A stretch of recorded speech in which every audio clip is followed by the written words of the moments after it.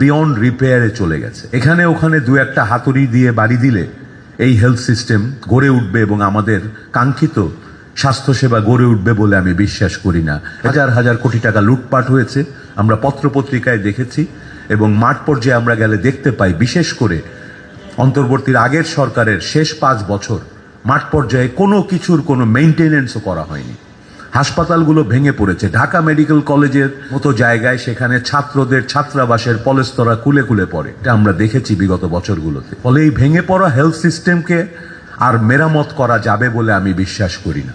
এখানে ওখানে দু একটা হাতুড়ি দিয়ে বাড়ি দিলে এই হেলথ সিস্টেম গড়ে উঠবে এবং আমাদের কাঙ্ক্ষিত স্বাস্থ্যসেবা গড়ে উঠবে বলে আমি বিশ্বাস করি না। এটা বিয়ন্ড রিপেয়ারে চলে গেছে। এটা যেমন একটা ভয়াবহ সংবাদ, এটা যেমন একটা চ্যালেঞ্জ, একই সাথে এটা একটা বিশাল অপরচুনিটি। এবং সেই অপরচুনিটির ব্যাকগ্রাউন্ডে একটা গণ অভ্যুত্থান কিন্তু আছে। যে কোনো গণ অভ্যুত্থান মানুষের মধ্যে বিশাল প্রত্যাশা তৈরি করে। আমরা কিন্তু সেই প্রত্যাশার উপরে দাঁড়িয়ে আছি। সুতরাং আমি এটাকে সুযোগ হিসেবে দেখতে চাই। আজকে যে সরকারটি 5 বছরের জন্য নির্বাচিত হয়েছে এবং যে পরিকল্পনাগুলো আমরা নিয়ে এসেছি, আজকে আমরা সুযোগ পাচ্ছি দল মত নির্বিশেষে। এখানে অনেকেই আছেন, আমি বলেছি 35 বছর ধরে আমাদের চেনা জানা।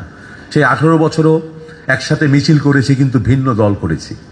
আজকে 35 বছর পরেও অনেকের সাথে হয়তো ভিন্ন দল করি, কিন্তু আমি বিশ্বাস করি এই গণ অভ্যুত্থানের পর আমাদের সবার প্রত্যাশা, আমাদের সবার মাইন্ডসেটটা একটা জায়গায় আসার মতো পরিস্থিতি তৈরি হয়েছে, যাতে আমরা একসাথে কিছু কমন গ্রাউন্ড তৈরি করতে পারি, একসাথে একটা পরিকল্পনা বাস্তবায়নের জন্য কাজ করতে পারি। এই অপরচুনিটিটা আসুন আমরা কাজে লাগাই, আমরা এটাকে মিস না করি।